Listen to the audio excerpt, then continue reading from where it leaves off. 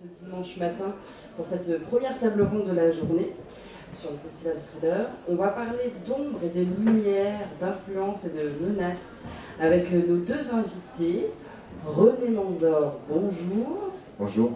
Alors on vous a connu d'abord réalisateur, scénariste, mais vous êtes maintenant romancier depuis déjà une bonne dizaine d'années et déjà bien reconnu dans le roman noir puisque vous avez reçu plusieurs prix. Le prix Cognac du Polar francophone, le Grand Prix Iris Noir de Bruxelles, entre autres. Et Quand ils viendront, qui est juste devant vous, édité chez Calman Levy, c'est votre 8e roman. Alors c'est l'histoire de Peter, un garçon de 11 ans qui vit aux États-Unis et qui n'a pas du tout la vie d'un garçon de 11 ans lambda, puisque son père, un ex-agent de la CIA, le prépare à une future traque mystérieuse dont il ne sait pas grand-chose au début, si ce n'est que quand ils viendront, il devra être prêt. On va en reparler bien sûr. Salvatore Mini, on dit Salvatore ou Salvatore? Salvatore. Salvatore, voilà, tout simplement. Salvatore Mini, bonjour. Bonjour. Vous êtes écrivain, vous venez de Belgique, vous êtes l'auteur, entre autres, d'une série de polar jeunesse Mystère en Belgique et également de 4 thrillers, et donc Emprise, et donc votre 4e. Et c'est le premier publié en France aux éditions des Presses de la Cité. Non, c'est pas vrai? Bon, alors ça, je pense que les Presses de la Cité ont voulu faire un petit peu de marketing. Mais... Ah oui, c'est ça, parce que c'est écrit dans leur communiqué. Les premiers romans ont été publiés en France. Donc, ah d'accord, il y a une mention dans le communiqué de presse. Très bien. Donc Emprise, c'est l'histoire de Catherine qui se met en couple avec Frédéric, un vieil ami de son frère qui réapparaît dans une soirée. Et très vite, le couple s'engage sur du sérieux, très vite ils se marient, ils emménagent ensemble, et très vite aussi l'histoire d'amour tourne à la relation toxique, c'est le moins qu'on puisse dire. Comment Catherine va se libérer de l'emprise de Frédéric, c'est tout l'objet du livre. Alors première question à tous les deux, à chacun votre tour. Vos romans ils sont très différents, mais on y retrouve quand même des personnages masculins qui sont très forts et qui ont beaucoup d'influence sur leurs proches, même si c'est une influence qui est très différente. René Manzor, je voulais que vous nous parliez un petit peu de Morgan Lee, qui est le père de Peter. Qui est-il et pourquoi il entraîne son fils comme ça? Quelle est la menace qui plane? Un peu le début du livre. Alors, c'est l'origine en fait déjà de ce livre, ce roman. Il y a 2 ans de ça, quand j'ai entendu Trump 2, pendant les primaires républicaines, j'ai eu un choc. J'ai eu un choc parce que j'ai vécu 10 ans aux États-Unis, j'ai 2 enfants qui sont américains, donc en fait ce pays-là, pour moi, je ne le regarde pas comme avec des yeux uniquement français. C'est un pays d'adoption, c'est le pays de mes enfants. Et donc mes enfants sont nés dans l'autre Amérique, celle d'avant. Et donc il y a 2 ans, j'ai dit à ma femme, tout ce qu'il est en train de dire là, il va le faire. C'est-à-dire, j'entendais les journalistes français qui disaient mais c'est un clown, c'est un showman, etc. La différence, c'est que nous, à la limite, quand nos hommes politiques parlent, on sait très bien qu'ils ne feront pas ce qu'ils vont dire. Ça nous protège un tout petit peu, d'une certaine façon. Alors que là, moi je vous dis, ce type-là n'a plus rien à craindre. Il a fait déjà un mandat, il n'en fera pas d'autres.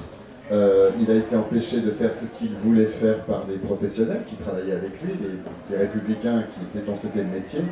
Il les a tous virés. Maintenant, il est entouré de gens qui sont des amis à lui, des membres de sa famille. Et donc, je me suis dit, et s'il était élu? Et donc, ça, c'était il y a 2 ans.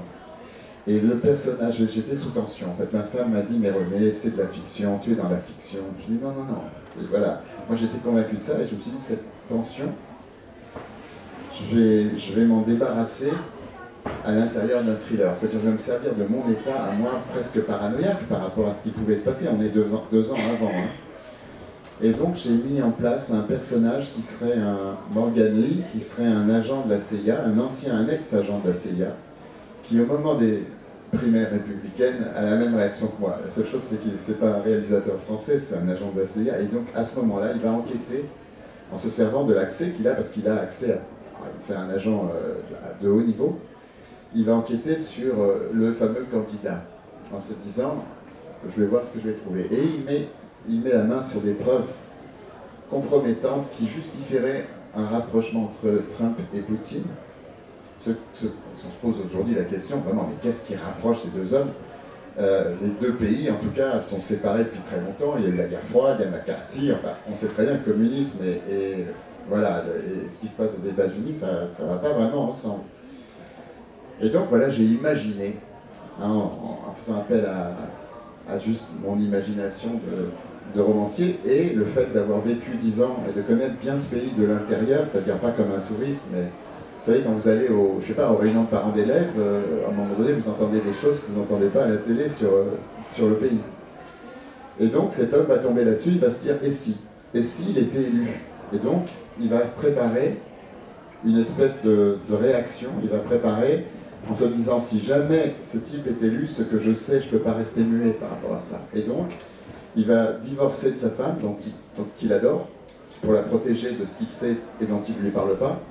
Et il va, 2 fois par mois, entraîner son fils de 11 ans, qui est le vrai héros de ce roman, Peter. Il va l'entraîner au combat à main nue contre un adulte, puisque il lui dit quand ils viendront, ce ne sera pas des enfants dont tu auras à te méfier, ce sera les adultes qui viendront. Et il va l'entraîner au tir sur cible, en lui donnant des règles précises par rapport à l'utilisation de la violence. Il lui dit, c'est pas de l'arme de ton adversaire dont tu dois te méfier, c'est de la tienne, par rapport à ce qu'elle peut te faire faire. Et il va l'entraîner aussi à la stratégie, à travers le jeu des échecs, parce que finalement, quand on joue aux échecs, on doit anticiper les mouvements de son adversaire, un coup, 2 coups, 3 coups. C'est vraiment la meilleure façon de préparer quelqu'un à ce qu'on pourrait lui faire. Donc voilà, c'est un peu l'entraînement qu'il fait, et à un moment donné, pour des raisons que je n'évoquerai pas, surtout que je vais laisser la parole à mon ami Salvatore, parce que j'ai déjà trop parlé, le père va disparaître, et l'enfant va se retrouver détenteur de preuves qui pourraient faire sauter l'administration actuelle, parce que forcément, le candidat est élu maintenant, et ça se passe aujourd'hui. Voilà. J'ai quand même une petite question avant de donner la parole à Salvatore. Ah non. Pourquoi donner cette mission à son fils qui a 11 ans? On va dire qu'il va protéger son fils, comme il protège sa femme d'ailleurs. Mais il donne cette mission à son enfant de 11 ans qui va porter cette responsabilité immense sur ses épaules. Pourquoi c'est cet enfant qui va devenir le personnage principal du livre, du coup, et qui va mener cette mission après? Non, en fait, il ne donne pas la mission. Il lui dit, l'enfant lui dit, mais papa, quand les ennemis dont tu parles, quand ils viendront, tu seras avec nous. Donc à quoi ça sert tout ce que tu me fais faire? Il lui dit, mais dans la vie, bien sûr je serai là, mais dans la vie, il faut toujours prévoir un plan B. Et mon plan B, c'est toi. Et donc, si vous voulez, voilà, c'est la situation. Après, le destin va faire que quelque part, même les paranos ont raison de temps en temps. Donc lui, ben voilà, il va disparaître et son enfant se retrouve avec cette mission qui est largement au-dessus de ce qu'il peut faire, parce que c'est pas Jason Bourne, c'est un enfant d'11 ans, sauf qu'il sait les choses et sa mère ne sait pas. Et donc lui, son job, quelque part dans sa tête, c'est « faut que je protège maman ». Donc voilà, ça donne quelque chose à la fois extrêmement haletant et en même temps extrêmement émouvant, parce que cet enfant, on a envie de le protéger, on se dit mais comment il va faire par rapport à ça? Salvatore Migni, on va changer d'univers. Est-ce que vous pouvez nous parler de Frédéric? Alors là, on est à Bruxelles. Frédéric, c'est le mari donc, de Catherine. Qui il est, Frédéric? Est-ce que c'est un pervers narcissique? Est-ce qu'il est fou? Comment vous avez construit sa psychologie? Parce qu'il est quand même très dur avec sa femme. Il est très dur et effectivement, comme vous dites, il répond à la définition d'un pervers narcissique. Hélas, c'est très à la mode en ce moment. Et donc Frédéric est quelqu'un qui a réussi dans la vie, que tous les hommes admirent, ils voudraient être à sa place, et toutes les femmes voudraient l'épouser. Sauf que Frédéric a un problème, il a tendance à être violent, donc il a des accès d'humeur, et lorsqu'arrive le confinement, on lui retire la possibilité de briller en public, puisqu'il se nourrit de cela. Donc, plus il est en public, plus les gens l'admirent, plus il se sent bien. Le confinement arrive, évidemment, il est coupé de tout ça, et cette violence va s'exacerber. Et c'est, hélas, Catherine qui va subir cette violence. Alors, il passe pas son temps à taper dessus, c'est beaucoup plus subtil, c'est plus une violence psychologique. Et c'est là tout le problème des violences psychologiques, parce que quand on veut se défaire de ce type de relation, comment prouve-t-on qu'on est sous l'emprise de quelqu'un? On n'a pas de bleu. C'est compliqué de montrer son bras ou son cou. Donc il est très très difficile de sang dépêtré. Surtout que Catherine, en plus, pour compliquer les choses, c'est un thriller, hein, j'insiste, hein, elle a quelques casseroles derrière elle. Donc elle doit elle-même déjà régler, dompter ses démons pour pouvoir s'en sortir. Est-ce qu'elle va s'en sortir? Ça, je ne peux pas vous le dire maintenant. Vous décrivez très bien le processus d'emprise, puisque ça commence par une sorte de coup de foudre, en tout cas une histoire d'amour très forte, très rapide. Et puis ensuite, il y a de la crainte, de la soumission, de la haine, mais quand même de l'amour. Pourquoi vous avez voulu parler de cette thématique de l'emprise qui est très actuelle, enfin, en tout cas on en parle beaucoup aujourd'hui, et comment vous vous êtes documenté pour être juste dans cette description, et pas à côté de la plaque? Alors l'idée de rédiger Emprise m'est venue pendant le confinement justement. Alors que je travaillais sur Désobéissance, mon roman précédent, je crois qu'on a tous profité à un moment donné, pendant le confinement il faisait beau. Donc, quand on a la chance d'avoir un jardin en plein Bruxelles, c'est génial, hein, on se met dehors, on sirote son petit apéro. Et puis en filigrane, il y a la radio qui passe, qui nous rabâche tout le temps la même chose. Autant de décès du Covid, encore des morts du Covid. Et à un moment donné, moi, ça me frappe. Et je regarde ma moitié, je lui dis, mais quand est-ce qu'ils vont parler de l'aspect psychologique? Ils parlent que des décès. L'aspect psychologique est passé à la trappe. Et en tout cas, on a très peu parlé. Et ces gens, t'imagines, on est tellement bien là tous les deux, mais il y a des gens à qui on a complètement retiré leur bulle d'oxygène, des enfants, dont les parents sont violents, des épouses, des époux aussi, on en parle moins, mais il y en a, qui se retrouvent 24 heures sur 24 avec leur bourreau finalement. Personne n'en parle, ou très peu. Et ça a réveillé une espèce de révolte en moi. Je me suis dit, mais il faut que j'en parle. Il faut absolument que je fasse un roman sur ce sujet. Et donc j'ai commencé à me documenter. On trouve tout sur Google, hein. Vous tapez violence conjugale sur Google. Malheureusement, vous avez accès à des témoignages, à des rapports, psy même. Et je peux vous dire que tout ce que vous allez lire dans Emprise, toutes les difficultés que subit Catherine, c'est une version édulcorée de la réalité. Donc je me suis inspiré de plusieurs histoires que j'ai pu lire, hein. Elles ont infusé en moi, dans mon esprit un peu torturé, et j'ai créé une histoire telle qu'Emprise. Mais les violences qu'elle subit sont une version édulcorée de la réalité.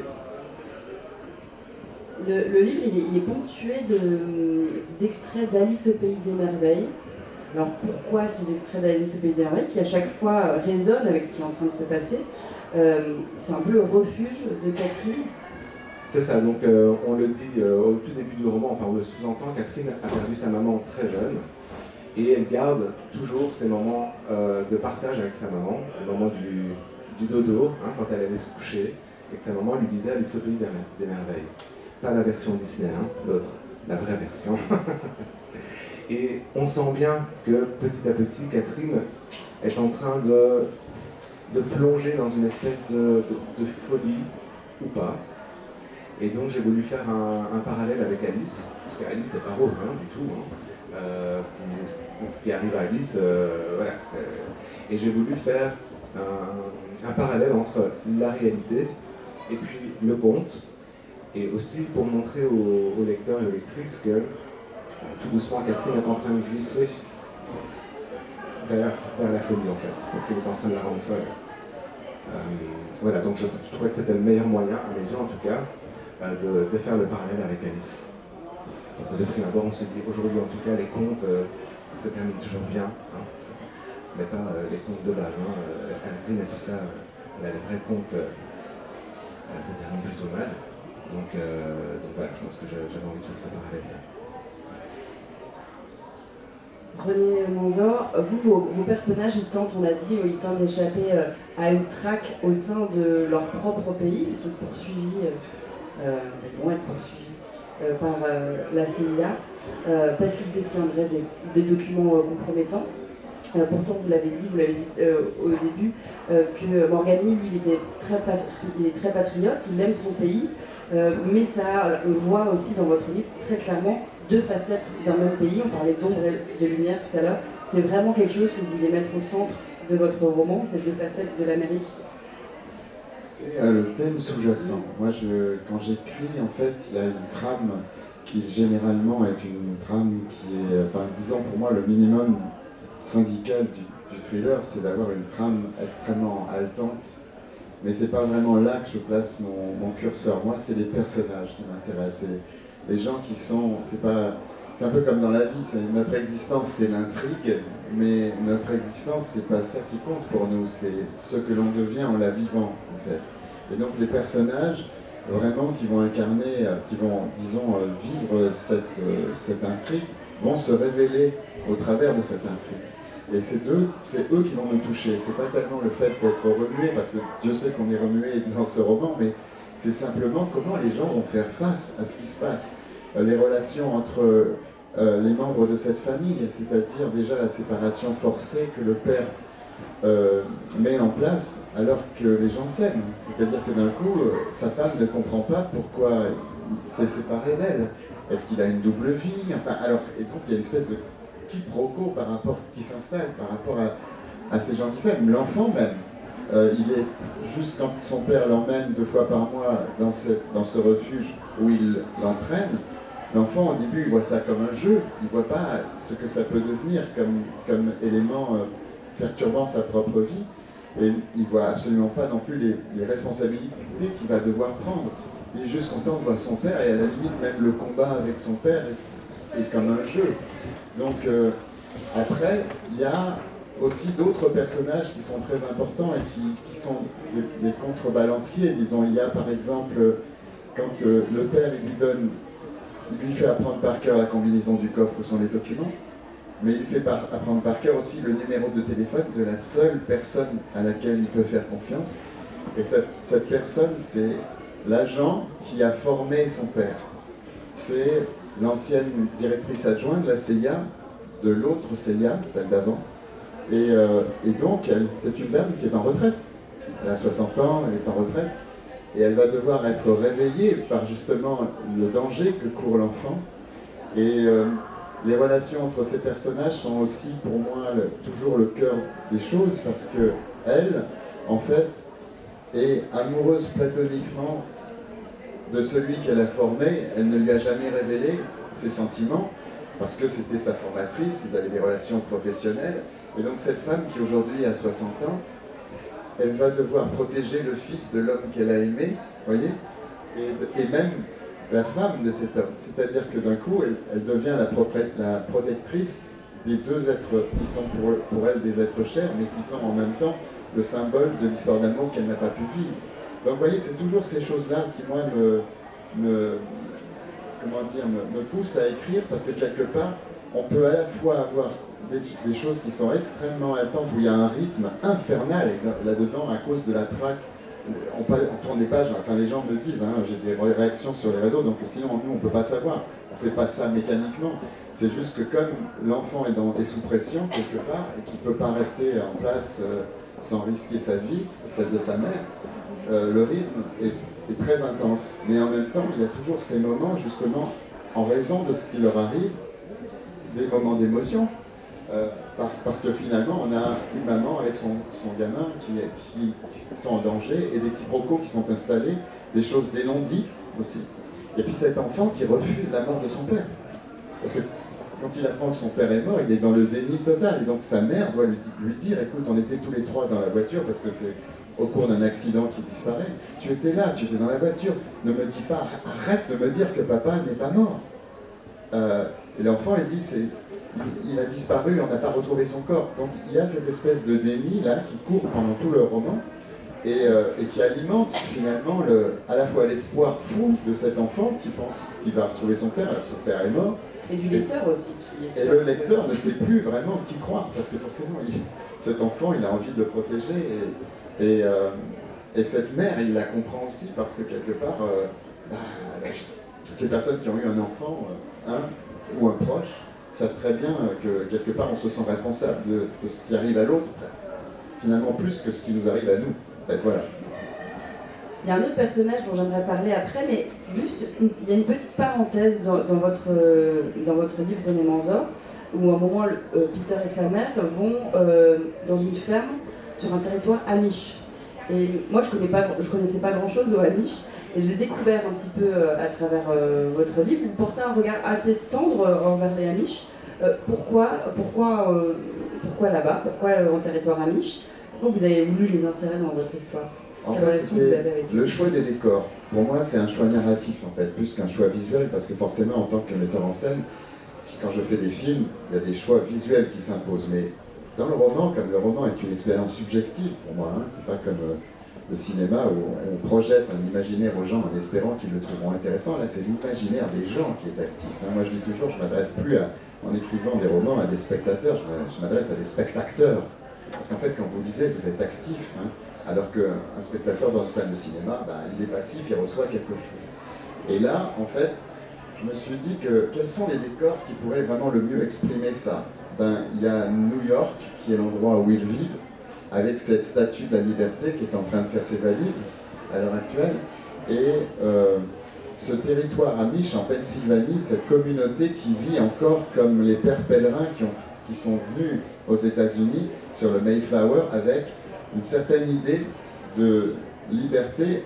Le fait qu'ils étaient persécutés en Europe, le départ, c'était pour trouver une terre où ils pouvaient librement vivre leur foi.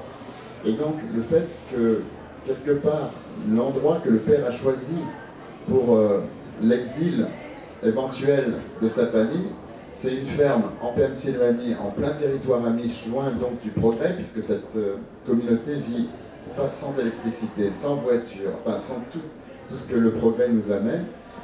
Ils se retrouvent finalement presque dans l'Amérique d'autrefois, alors qu'ils sont pourchassés par l'Amérique d'aujourd'hui. Vous voyez, donc ça c'était pour moi intéressant. Et puis la rencontre entre Peter, le petit garçon de 11 ans, et une fillette qui est un peu le personnage lumineux du roman, qui est une fillette Amish, et qui a une vision sur le monde qui est très très différente de la vision qu'un enfant pourrait avoir par rapport à ne serait-ce même qu'aux réseaux sociaux. Et elle lui dit, mais si tu veux rencontrer des amis, tu lèves ton derrière et tu vas les voir, tu cliques pas sur Internet. Est-ce que tu as des amis vraiment sur Internet? Enfin, il y a tout ce côté-là, entre la vie d'avant et la vie d'aujourd'hui, qui se carambole en fait, pendant la traque. Parce qu'il y a des moments de repos. Pas beaucoup, hein, mais il y en a. Voilà. Dans vos deux romans, il y a un autre personnage masculin qui est intéressant et qui est similaire en plus un peu. C'est celui du frère qui va aider sa sœur. Dans les deux romans, à chaque fois, Emma, qui est la mère de Peter, et Catherine fait appel à son frère pour venir l'aider. Ouais. Est-ce que vous pouvez nous parler un peu de ces personnages? Je ne sais pas qui veut commencer sur... Alors c'est Arthur dans Emprise et Franck dans... C'est ça. Donc Catherine subit, comme on sait, des sévices, elle est un peu seule, elle se sent complètement perdue, elle est à la recherche d'aide, parce qu'à un moment donné elle se rend compte, parce que ça met du temps, hein, que les personnes sous emprise ne se rendent pas compte tout de suite qu'elles le sont, et elle va finir par contacter son frère, le frère aîné, avec qui elle entretient une relation plus ou moins ambiguë. Hein. Donc on a l'impression qu'il la protège, mais en même temps on a l'impression qu'ils ne s'entendent pas bien. Ils ont une différence d'âge qui est assez grande, mais malgré tout, elle va appeler son frère Arthur. Et là, j'ai fait appel à moi, je suis grand frère aussi, et je serais parti à la rescousse de ma sœur si elle s'était retrouvée dans des difficultés. Et j'avais vraiment envie malgré tout, donc on sent que la petite sœur fait appel au grand frère, qui veut l'aider, mais en même temps, il est tenu par autre chose. Puisque Arthur cache des choses aussi, la raison pour laquelle emprise au pluriel d'ailleurs, hein, puisque tout le monde est un petit peu sous emprise dans mon roman. Et donc Arthur voudrait aider Catherine, mais il est retenu par des choses qu'il a faites dans le passé et qui risquent d'exploser au grand jour. Donc voilà, de prime abord, il va dire « je suis désolé, débrouille-toi, je peux rien faire pour toi. Voilà, il va falloir que tu es toute seule sur ce coup-là. » Et finalement, il va l'aider, mais il va plus ou moins le regretter. Voilà, je ne sais même pas en faire davantage. Et alors Franck, le frère d'Emma, c'est pareil, ils ont une relation un peu compliquée quand même, les deux. Oui, alors moi, c'est carrément, ils sont brouillés carrément. Ouais. Ils sont brouillés depuis plusieurs années, en fait, c'est en raison de Morgane. C'est-à-dire que Franck, le frère d'Emma, qui est la mère de Peter dans le roman, reproche en fait au mari de sa sœur de lui faire vivre un enfer par rapport à sa profession. Et donc il lui dit, je te faisais vivre un enfer quand il était en vie, et maintenant qu'il est mort, c'est encore pire. Donc ils sont brouillés, et donc elle finit par l'appeler à un moment donné, en sachant que... Alors en même temps, elle l'a choisi comme parrain de son fils, donc ça montre qu'il y a une relation qui va au-delà finalement du fait qu'il soit brouillé. Et donc quand elle l'appelle, comme elle sait très bien que cet appel va être très pénible, elle finit par lui dire, ben écoute, il y a Peter, il est à l'hôpital, il demande à voir son parrain. Elle lui dit pas, tu es mon frère, viens m'aider. Elle dit, Peter demande à voir son parrain. Et donc, à ce moment-là, lui, c'est un ancien, c'est pas un ancien d'ailleurs, c'est un agent du FBI. Donc, à un moment donné, il va être très utile, mais il va se retrouver contre son administration, puisque tous les agents du FBI ont été changés par le président actuel. Il est sur en fait, presque en passe d'être limogé, et donc il va se retourner contre sa propre agence et forcément aider sa sœur à essayer de trouver une solution, mais la solution, elle est compliquée. Vos romans à tous les deux, ils sont écrits dans un style qui est très vif, très cinématographique. Quand j'ai lu Quand ils viendront, René Manzor, j'ai vraiment eu l'impression d'être happée dans un film à René Manzor. Vous venez du cinéma, vous avez écrit des scénarios. Est-ce que vous écrivez un livre comme vous écririez un film, ou est-ce qu'il vous reste en tout cas quelque chose de ça quand vous écrivez un livre? Quand j'écris un roman, j'écris vraiment un roman. En tout cas, j'écris pas un scénario en devenir ou un film en devenir. C'est vraiment, c'est vous en fait, les réalisateurs de l'histoire que j'écris. Maintenant, après 39 ans de travail à l'image, il y a forcément des choses qui restent dans la façon de visualiser les choses à l'intérieur du roman. C'est presque comme si je mettais en scène avec des mots. Alors ça reste lyrique, il y a un style, il y a une musique des mots, ça n'est pas aussi clinique qu'un scénario, parce qu'un scénario c'est clinique, hein, il se lève, il va à la fenêtre, il ouvre la fenêtre, et les dialogues après sont les seuls points communs vraiment. Mais vraiment, si vous lisez un scénario, c'est très sec, hein, c'est vraiment...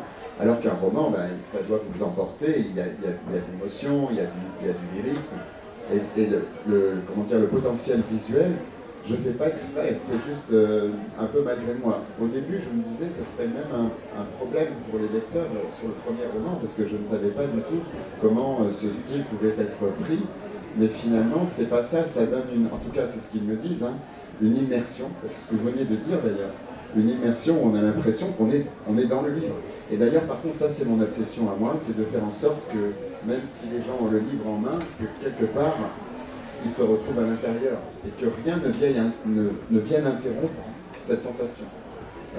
Par exemple, je ne sais pas si je ne mets pas lundi 25, 15h50, parce que d'un coup j'ai l'impression que juste ça va faire décrocher les lecteurs et se dire « Ah ouais, non, attends, je suis dans un bouquin ». Ou alors je ne mets pas, par exemple, mercredi, jeudi, vendredi, je mets 2 jours plus tard. Comme ça, les gens n'ont pas besoin de revenir en arrière, de se dire « Mais attends, mais c'était lundi, c'était dimanche ». Tout ce qui peut vraiment parasiter le fait d'être à l'intérieur du livre et non pas à l'extérieur du livre. J'ai vu le book trailer du livre, la bande-annonce, qui est une bande-annonce de Quand ils viendront avec des comédiens. C'est une bande-annonce de cinéma, on a l'impression qu'il y a un film qui va suivre, mais non, c'est le livre que vous avez réalisé. Donc quand vous écrivez, est-ce que vous voyez déjà les images que ça pourrait donner en film? Est-ce que vous projetez comme ça? Ou alors vraiment le book trailer, c'était juste un petit plus, un petit bonus? Non, je ne vois pas. C'est au moment où je fais... En fait, il y a 4 romans de ça. J'ai fait un roman qui s'appelle Apocryphe, qui se passe au 1er siècle, qui est un thriller historique. Et mon éditeur m'a dit, mais René, d'abord tu es fou, c'est quoi cette histoire, ce thriller, parce que je lui donne au dernier moment. Et en même temps, il me dit, mais c'est un polar ça. Et du coup, j'ai fait appel au réalisateur pour lui montrer que c'était un polar. Donc j'ai appelé quelques comédiens, des techniciens, avec un jour de tournage, parce qu'il n'y avait pas non plus l'argent pour faire plus. Et la règle, c'était en un jour, on va faire ce qu'on appelle un livre-annonce. Pas un film-annonce, un livre-annonce. Et donc on va écrire je vais écrire un petit scénario basé sur le roman, et je vais montrer finalement je vais teaser les gens, je vais leur donner envie de lire. Et donc maintenant je fais ça pour chaque roman, et puis ça aide la promotion du roman. C'est-à-dire que d'un coup, si vous voulez, les gens qui me connaissent pas ou qui n'iraient pas forcément lire ce livre, d'un coup ils vont dire « Ah, ça a l'air bien ce truc-là ». Alors ça crée aussi des malentendus, parce que les gens me disent quand est-ce que sort le film. Bien sûr, on se demande. Donc à la fin, je mets bien quand même en librairie le 3 septembre, par exemple. Mais bon, en même temps, les gens, du coup, découvrent. Et surtout aussi, je pense beaucoup à ceux qui n'ont pas envie de lire, ou ceux qui ne lisent pas. Parce que là, d'un coup, ça peut leur montrer que dans un livre aussi, on peut être distrait, on peut être ému. Et donc, quand ils viendront, si jamais ça vous dit, allez sur Internet, voir quand ils viendront dans l'annonce, vous allez en 2 minutes 30, j'essaie d'évoquer finalement ce que vous vivrez comme expérience à l'intérieur. Salvatore Nini, le style est aussi très vif et très cinématographique. Et je me demande du coup, est-ce qu'il y a un peu de René Manzor dans votre style? Alors si je dis ça, c'est pas parce que je me suis dit ça en lisant le livre, c'est parce que j'ai lu votre livre jusqu'à la fin et qu'à la fin, vous remerciez René Manzor, votre mentor. Alors du coup, je me suis demandé comment vous connaissiez et qu'est-ce que vous avez appris de René. J'ai encore tellement de choses à apprendre. Bon, on s'est rencontrés il y a quelques années déjà, sur mon précédent roman. Et donc j'ai parlé à René de mon roman, je lui ai dit voilà, j'aimerais bien que quelqu'un comme toi se penche dessus, le relise, me donne peut-être des conseils, comme le ferait un grand frère, à moi, jeune auteur finalement.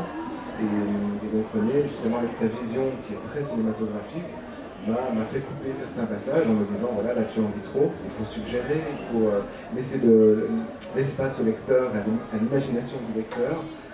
Parce que tu en dis trop, par exemple, ça c'est le meilleur conseil, je pense, qu'il m'a donné. Il m'a demandé, justement, il m'a demandé de dormir un petit peu moins. Je trouve que je dors trop. Je dors normalement, comme tout le monde, hein, 7 heures la nuit. Hein, pourquoi il faut dormir moins, du coup, pour plus travailler. Ah, d'accord. Ouais, c'est ça, il faut travailler, je veux dire. Je dis, tu as toute ta mort pour te reposer, qu'est-ce que tu fais? Pourquoi tu dors? Et donc, j'ai ingurgité tout ça, j'ai digéré, et à force, mon écriture s'affine, le côté cinématographique s'installe, malgré moi, grâce à lui aussi. Et c'est vrai qu'on me fait souvent la réflexion, mes bouquins, enfin mes histoires se voient, elles ne se lisent pas. On imagine vraiment, on est dans la scène, et moi c'est ce qui m'intéresse, c'est de prendre les lecteurs par la main et de les jeter dans la scène, et qu'ils ressentent, qu'ils éprouvent ce que mes personnages éprouvent. Et à ce moment-là, je crois que j'ai gagné, parce que justement, ça doit être des thrillers, c'est angoissant, c'est énervant, mais il y a beaucoup d'humanité aussi dedans, puisque fatalement, on parle de sentiments. Donc pour moi, c'est hyper important, je parle toujours de thèmes, ici c'est les relations toxiques, mais mes précédents romans parlent du deuil, ou du choc émotionnel, de l'enfermement, ou le sentiment d'être enfermé. C'est quelque chose qu'on a tous ressenti à un moment donné dans nos vies. Donc fatalement, les personnages vont parler aux lecteurs, qui vont s'identifier à eux. Et puis le côté cinématographique, la scène est là, quoi. La scène apparaît. Et quand j'écris, c'est comme ça que le premier chapitre apparaît vraiment, je le vois, littéralement. Je vois le personnage. D'ailleurs, je ferme les yeux. Et il ou elle se retrouve enfermé dans une cave. Pourquoi? Qu'est-ce qui s'est passé? Et là... Vous vous laissez guider par les images, quoi. Oui. Alors, il y a une idée, hein, il y a une envie d'exploiter un thème. J'aime bien justement ces thèmes que je viens de citer. Mais voilà, je me dis, ok, c'est ce thème-là que je vais exploiter. Qu'est-ce que je vais avoir comme image? Recevoir, presque. Et c'est cette manière-là que je travaille. Et je pense que c'est la raison pour laquelle on ressent tellement le côté cinématographique, en fait. Donc voilà. J'attends que René le mette en scène. Il se débrouille très bien tout seul. Faut arrêter ça. Et c'est très drôle parce que c'est la première table ronde qu'on fait ensemble. Et ça faisait longtemps que je n'étais pas arrivé à une table ronde avec un petit trac. je me suis dit, oh là là, une table ronde avec René, quoi. René. et voilà, donc je suis ravi et c'est très chouette de faire ça avec toi. Le thème de la transmission, il est aussi hyper présent dans votre livre, René Manzor. Il y a le personnage de Patty, vous en avez parlé, Patty qui est l'ancienne directrice adjointe de la CIA qui a formé Morgan Lee, le père de Peter, Morgan qui forme son fils. C'est un thème qui est important pour vous. Vous parlez aussi, vous, de vos parrains qui vous ont formé aussi dans votre vie, dans le cinéma notamment. Aujourd'hui, vous formez d'autres auteurs. Voilà. Est-ce que c'est important pour vous la transmission? Quand on a reçu, on a envie de transmettre. Donc si vous voulez, vous avez la notion du maître. Comme dans tous les métiers artistiques, dans tous les métiers manuels aussi, les ouvriers du Tour de France, le fait que le savoir ne nous tombe pas dessus comme ça, il y a tout un lent travail, etc. Et donc moi maintenant ça fait quoi, 39 ans que je raconte, à l'écran, sur papier, sur scène aussi des fois. J'ai appris ça. Je ne suis pas né conteur, j'ai appris ça. Quand j'étais petit, je demandais à mes parents, je veux un prof d'écriture, je veux un prof d'écriture. J'avais 12 ans, je les rendais fous, ça n'existait pas. Et donc ils essayaient de chercher, mes frères étaient dans la musique, donc eux ils avaient un prof de guitare, l'autre prof de piano, et moi je voulais un prof d'écriture. Et donc si vous voulez, j'ai dévoré des livres en essayant de comprendre la mécanique du livre, comment c'était fichu, etc. Je déchirais des pages, je les inversais, enfin mes livres ils étaient en miettes. Pour essayer de comprendre avec des grands auteurs, Victor Hugo, Alexandre Dumas, enfin des auteurs populaires en général, moi c'était ça qui m'attirait. Le fait d'être ému en lisant, mais être aussi distrait en lisant.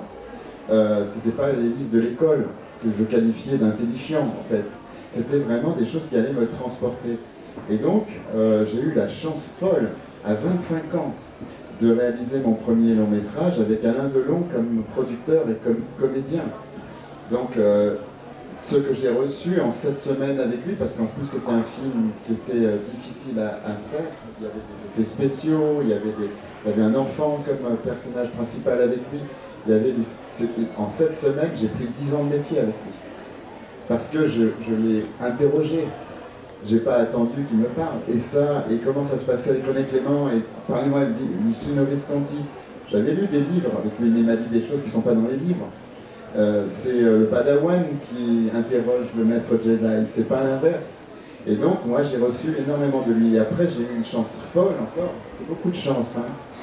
C'est d'avoir deux de mes films repérés par Steven Spielberg aux États-Unis, qui m'a fait venir là-bas. Et d'un coup j'ai eu ce parrain-là encore, et encore un maître. Et donc avec, pareil, la possibilité, si je voulais, de l'interroger, pas comme un journaliste, de l'interroger comme quelqu'un qui faisait le même métier que lui, à un niveau bien inférieur. Et donc, quelque part, quand vous avez des maîtres pareils, à un moment donné, si jamais vous ne améliorez pas, c'est votre faute, en fait. Et donc, en arrivant maintenant à un stade d'âge un peu plus avancé, dirons-nous, je transmets. J'ai eu, au moment du Covid, les tournages se sont arrêtés, hein, parce qu'on ne pouvait pas faire le fantôme de l'opéra toutes les semaines, avec des gens masqués. Et là, je me suis dit, mais souviens le prof d'écriture que tu cherchais quand tu étais gamin? Ben, c'est toi, mon gars. Parce que maintenant, tu as 39 ans de métier, alors vas-y, alors passe une petite annonce sur Internet. Et donc, j'ai proposé mes services, et je pensais qu'il allait y avoir un gamin qui dit, je veux un prof d'écriture, je veux un prof d'écriture. Et en fait, ça a été un raz-de-marée de gens, à la fois des amateurs, aussi des professionnels, comme mon ami Sal, et qui avaient des niveaux de métiers différents, d'autres pas du tout, qui avaient juste une idée. Et on avait les techniques, aujourd'hui, malgré le Covid, il y avait la visio. Du coup, ça rompait l'isolement, on pouvait être face à face. Et moi, ce que je cherchais quand j'étais gamin, c'était pas un atelier d'écriture, parce que ça ressemblait à l'école, avec 30 personnes et quelqu'un qui vous explique comment faire. Non, je voulais le cours particulier que mes frères avaient, comme le prof de guitare qui vous montre les accords, un prof d'écriture qui vous explique comment la dramaturgie se construit, comment on structure une histoire, comment on crée un personnage, comment on dialogue, l'art du dialogue. Enfin, tout ce que moi j'ai pu apprendre au travers de mes années de raconteur d'histoire. C'est comme ça que je me définis plutôt que romancier ou cinéaste. Et donc la transmission, oui, c'est un de mes, comment dire, de mes points, de mes priorités à l'heure actuelle. Parce que le savoir ne peut pas disparaître. Et quand on disparaît, ben, si son savoir disparaît, à quoi ça servit de l'acquérir? Et c'est ce que mes maîtres m'ont transmis, et c'est ce que je transmets aussi, et ce que ça transmettra peut-être à ceux qui feront appel à lui après.